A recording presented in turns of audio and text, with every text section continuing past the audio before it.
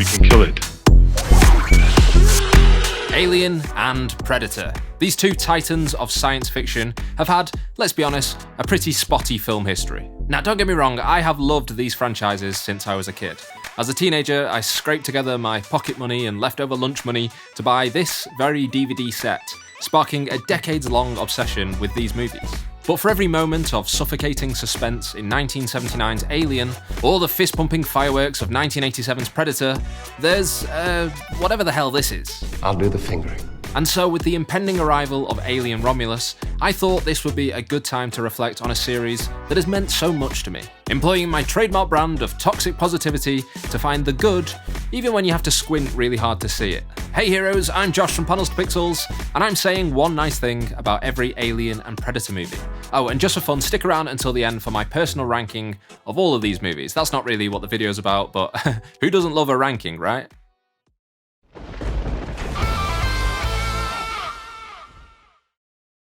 Before we begin, I do just want to point out that I'm so sorry. I normally turn my phone off before I start recording, but I better check this. It says, hey Panels to Pixels, ready to make a splash at the coolest pool party in Marvel Strike Force? Suit up in your pool party attire and join us to celebrate the release of Marvel Studios' Deadpool and Wolverine.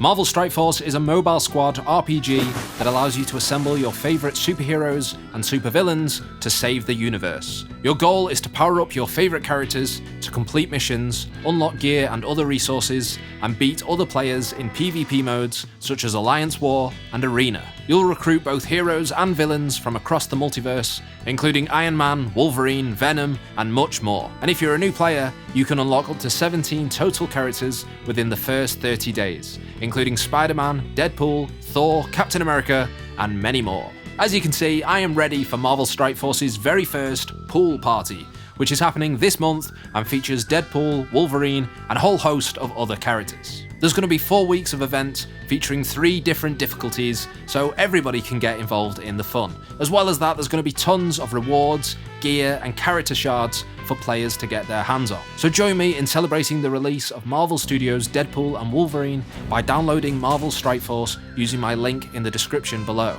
And use the code MUTANT to unlock Deadpool and Wolverine for free. You can also unlock Deadpool's new costume, which is inspired by Marvel Studios' Deadpool and Wolverine, by playing through this month's pool party event. Thank you to Marvel Strike Force for sponsoring the show. Now back to the video. I've been obsessed with 1979's Alien since I was a kid. It's one of my all-time favourite movies. So it's going to be hard for me to just pick one nice thing to talk about here. You know, it could be the cinematography or the lighting or the set design, the music and the sound, and of course the H.R. Giger creature design that launched an entire franchise. Directed by Ridley Scott, this first film in the series positions itself much more as a horror film than as the kind of sci-fi action joint that the franchise will become known for. Here, Ellen Ripley, played by Sigourney Weaver, puts her own unique twist on the final girl trope, and then single-handedly takes down just the one alien in this film, known affectionately by fans as the Big Chap. I could quite literally gush about this film for hours, and maybe one day I will give it its own dedicated video, but the one thing that stuck out to me on my most recent rewatch of this was just how naturalistic and well-balanced its ensemble cast is. I remember reading a quote from Ridley Scott years ago in which he said that early in his career he struggled to direct actors. You know, the action and the camera movements and the lighting and all that stuff came easy to him, but being able to communicate with actors and get what he wanted from actors didn't come as naturally to him. And I think that shaped my view of his films for a long time. I always thought of Ridley Scott as making these big, beautiful productions, but with kind of floundering actors who are just in there and not really given good direction or knowing what to do. But that is not the case in Alien, where you have this crew on the Nostromo made up of actors like Tom Skerritt, Ian Holm, John Hurt, and of course Sigourney Weaver, and they're all just bouncing off each other in a way that feels very authentic and very genuine, feels like real conversation. It almost feels to me like a really good stage play, right? There's this electricity bouncing around the stage, as it were, and it really draws you in and then bang, sells you on the horror that's to come. And they mostly come at night. Mostly. Okay, so in the ever-raging debate of Alien versus Aliens, it's probably not a surprise to say that I am decidedly in the Alien camp. Obviously, they've got different functions, they're doing different things. One's a slow-burn, creeping horror movie set in space, and the other is a balls-to-the-wall, all-out action movie. But ultimately, here's my hot take on the situation. One of them is one of the best films ever made, and the other isn't even the best film James Cameron ever made. But that said, I love Aliens, I really do. A few years ago, I went to a 35mm screening of it, and I felt like that was the first time I fully got it, I fully understood it. Because yes, it's a big, glossy action movie that sacrifices a lot of the subtlety of Ridley Scott's Alien, but it has got a much stronger emotional core. At the start of Aliens, we catch up with Ellen Ripley, who has been in hypersleep for 57 years. She's lost everyone she knows, everyone she loves, and although this was cut from the theatrical version of the film, she has missed her daughter Amanda's entire life. And this primes us for a film that, at its heart, is about a grieving mother traumatized by what she'd been through in the first movie, but then finding a reason to keep on fighting in a young orphan named Newt, which culminates in the maternal Ripley going up against the maternal alien queen, both just mothers trying to protect their young. All of that stuff is in there, you just have to kind of look past the one-liners and the military fetishism. You don't have to look past it, that's part of the appeal. But Sigourney Weaver is so amazing in that first film, but I think Aliens is what made Ripley a kind of pop cultural icon. She is a bona fide action hero in this film, with as much autonomy and authority as any male action hero. And I think this set the template for future women in this type of role. 1987's Predator is one of the greatest action movies of all time. It was directed by John McTiernan, who just a year later would direct Die Hard, and both of those movies kind of defined the action movie genre going forward. But where Die Hard is about an ordinary man finding himself in an extraordinary situation, I think the genius of Predator is you take Arnold Schwarzenegger as Dutch, this kind of caricature of 80s machismo, literally one of the biggest, strongest men on the planet, and you make him seem small and in over his head.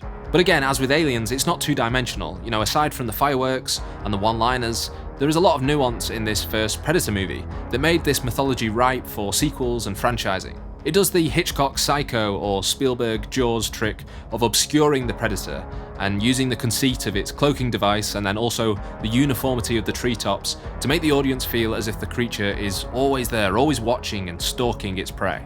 And I also really like the code of honor that the Predator adheres to and the mutual respect that is implied between it and Dutch. It's stuff like that that will get developed and explored in future sequels, but it's all right here in this first installment. And obviously the creature design of the Predator, or Yautja as they would eventually become known, deserves a mention. Stan Winston stepped in at the 11th hour to completely redesign the Predator, and created something so instantly iconic and timeless. It's kind of wild to see how they've made Predator movies in every decade now since the 80s, and the alien and the mask always look so contemporary and fresh.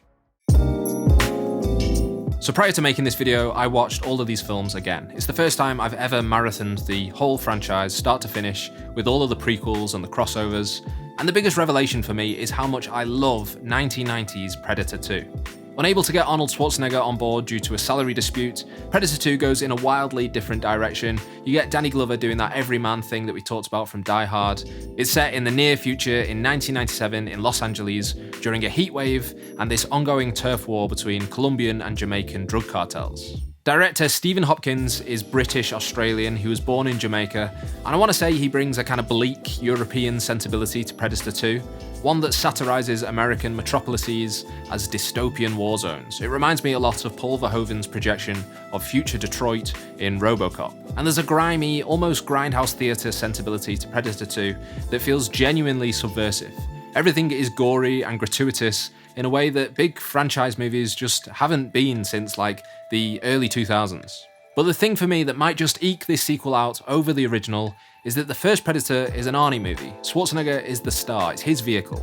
And not to denigrate Danny Glover's role in this film, but really the Predator is the star here. It's so exciting seeing the city hunter in this urban setting, using all of the different terrain, and you get to see all of this alien tech and weaponry that you didn't get to see in the first film. There's some amazing set pieces in Predator 2.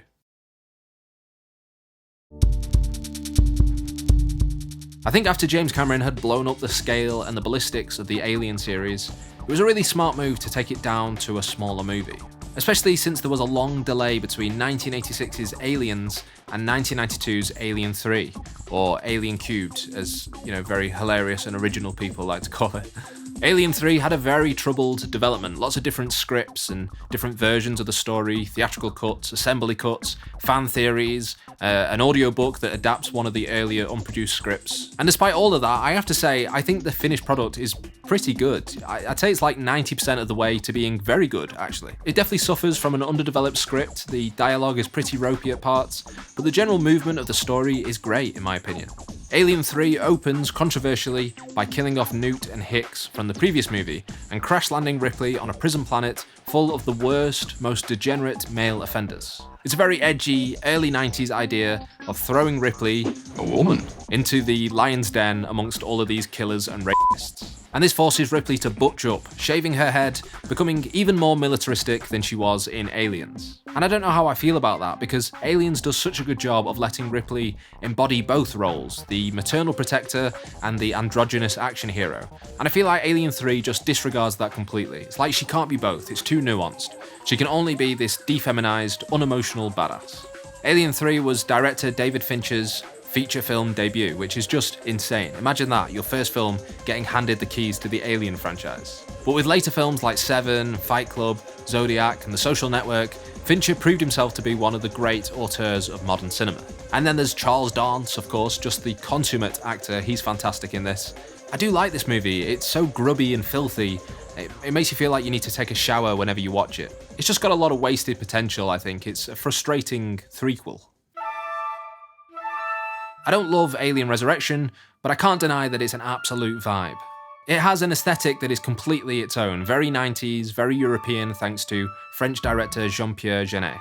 Jeunet is known for crafting these very stylized, quite surreal films like Amélie, Delicatessen, The City of Lost Children, and Micmacs. And his work often has this very mechanical, tactile sense to it, almost like a claymation quality to everything, even though he's obviously working in live action. But this translates really well to the greasy, grimy, sweaty world of Alien. So even though I don't really like the story of Resurrection, and it adds some lore that I've kind of deleted from my headcanon, I do find myself going back to rewatch it quite a lot, just for those big visual moments. Like for example, the swimming xenomorphs, or Ripley getting swallowed up by the alien nest. I was talking to my mate Matty from the YouTube channel Stoked about this movie recently, and I was saying how unpleasant I find the newborn human xenomorph hybrid, and how I kind of wish that just wasn't in the film. I don't like to look at it. But in talking about it, we both agreed that the image of the newborn getting sucked through that hole into the vacuum of space is seared into our minds. I was an impressionable youngster when I saw that, and I don't think I will ever be able to unsee it. So even though I don't think Alien Resurrection or even Alien 3 are particularly good movies, I respect the hell out of them. I know it wouldn't have been financially viable to keep doing this, but I wish the franchise had just kept going in this direction, bringing in auteur directors to make one-off weirdo films that all have radically different vibes from one another. Wouldn't that have been more fun than just corporate homogeny? Haha, speaking of corporate homogeny. No, full disclosure, I have a soft spot for the first Alien vs Predator. 2004 was right in that sweet spot for me, getting really into sci-fi and horror. And although I know a lot of fans complained that this one wasn't R-rated like previous Alien and Predator movies, for me it was perfect because I could go see this in the cinema as like a young teen. So bear that in mind, nostalgia goggles are firmly affixed to my face here, but I do still like this movie. I honestly don't know what else I would want from a crossover between these two franchises. It's a solid premise, doing the whole ancient aliens trope. I like the Antarctic setting that gives the movie a unique vibe. It feels respectful of the established lore of both series, and you get lots of dope 2000s bullet time fight scenes, and then of course the big Alien Queen finale. AVP was directed by Paul W.S. Anderson, who's best known for the Resident Evil movies of declining and questionable quality, but he has the same directing philosophy as Zack Snyder of, if it looks cool, it is cool. And I can get on board with that. Aesthetically, I still think this film holds up. It's still using dudes in suits for the most part, and it's got that very 2000s cool blue sci-fi aesthetic with just lens flares galore. I understand that there are much better comics, books, even video games that match these two iconic sci-fi species against each other, but if this was the only cinematic crossover that we ever got, I think I'd be satisfied. Oof, it's getting tough now. This is where I have to start digging deep to find nice things to say. Look, I'll say this. I think the impulse to take these two sci-fi action icons who are often associated with kind of futuristic settings and then put them in the middle American suburban setting of a traditional slasher movie, I think that's an intriguing idea. It would be nice if we were actually able to see any of that, you know? This film is known for being like pitch black, you can barely see anything in this film. So yeah, good premise, but it's also just a very nasty film for no reason. I think the film's producers heard the complaints about Alien vs Predator being PG-13 and went, oh yeah, we'll show you, and just put in all this horrible, gratuitous grisliness that is not really necessary. Like, as a teenager, I remember watching the scene in the maternity ward of the hospital, and the pred alien is impregnating all of these pregnant women with eggs, and then the chest bursting out of these, you know, pregnant women's baby bumps or whatever happens. And maybe as a kid, I thought, oh yeah, that's gnarly, that's so hardcore. But now it's not anything, is it, really? It's just shocking for the sake of being shocking, but it's not really playing on any of our primordial body horror fears that the Alien franchise is known for. The Pred Alien is badass though, you've got to admit that. I think I saw this movie in the cinema with my high school girlfriend at the time, and I think we had a pretty good time. It wasn't because of the movie, but...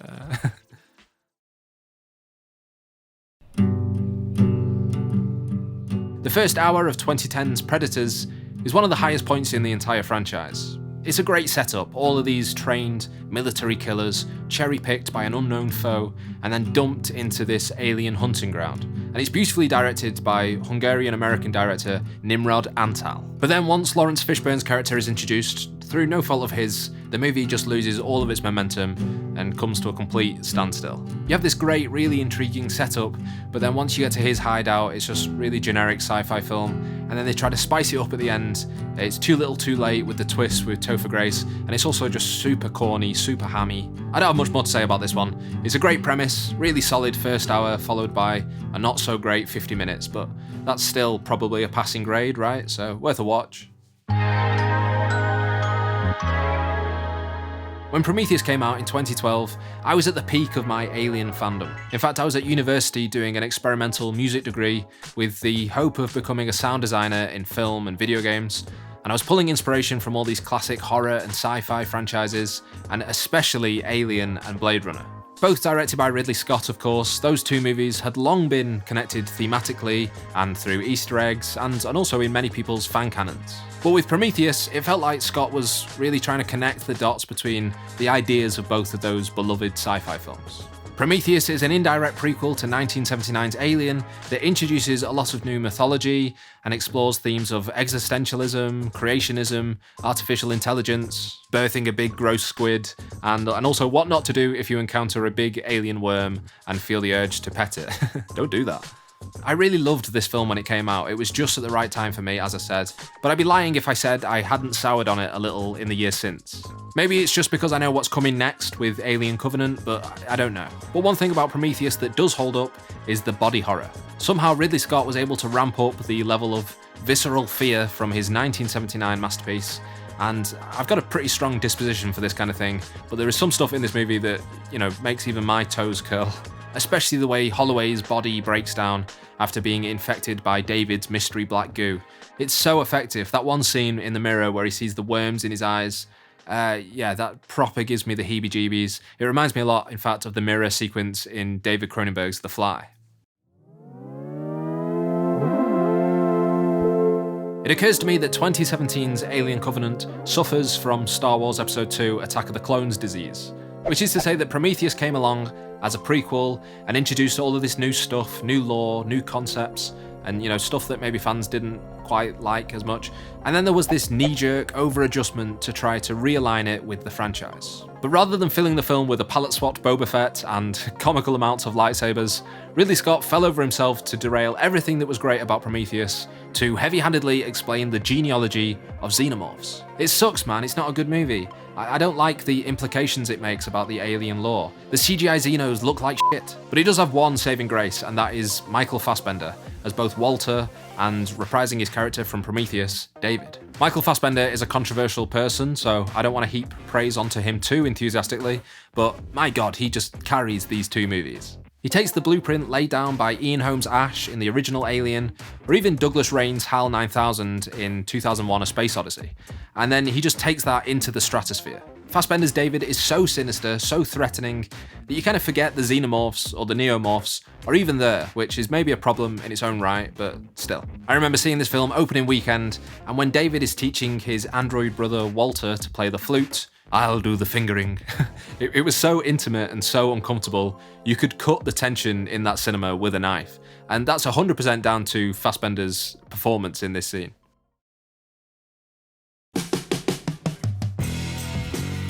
Oh, I hate this movie. Directed and co-written by Shane Black, The Predator tells the story of a predator crash landing on Earth and blah blah blah. It's honestly not even worth recapping. I have no recollection of this movie even coming out, do you?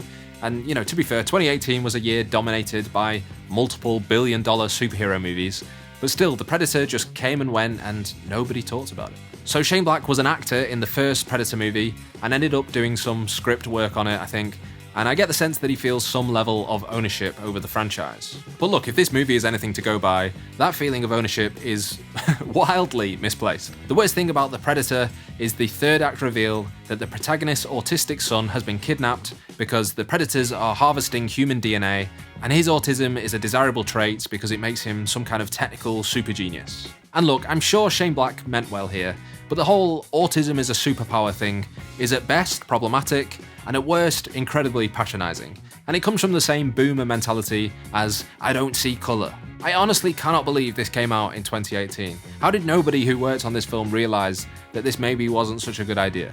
And why is it that every time I sit down to watch a Shane Black movie, I know I'm about to hear a slur that I haven't heard anybody use since I was at school 2 decades ago? But one nice thing, I'm committed to finding the positive in even the worst movies. The design and the practical suit of the fugitive Predator looks really good. It's lithe and it's modern. It's one of my favourite variations of the Predator design. But then it gets dwarfed by the CGI Ultimate Predator, which kind of retrospectively makes every previous Predator seem less threatening. Okay, so my one nice thing came with a caveat. So can we do any better than that? Well, Thomas Jane is in this, and he's great. I love Thomas Jane. So, that's something.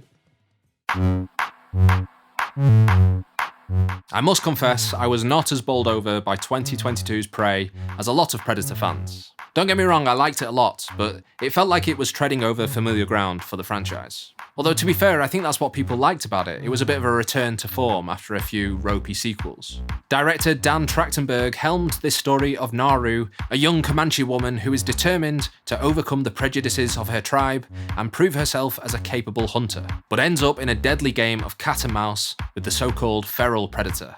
And I don't love this design for the Predator either, to be honest, but that's neither here nor there. I really did enjoy this movie is the thing. I just don't feel like it did enough to establish its own identity, aside from the wider cultural context of being the first film dubbed in the Comanche language. That's obviously something worth celebrating. I think it would have been even cooler to shoot it in Comanche and then subtitle that into English, but I understand that's a harder sell for mainstream audiences.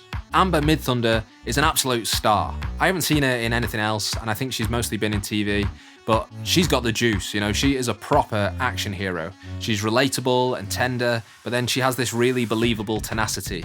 So, take my opinion on this one with a grain of salt. I rate Predator 2 really highly, so evidently what I'm looking for from these films is a bit of ham, a bit of corniness. But I do really enjoy this period-hopping format for future Predator movies.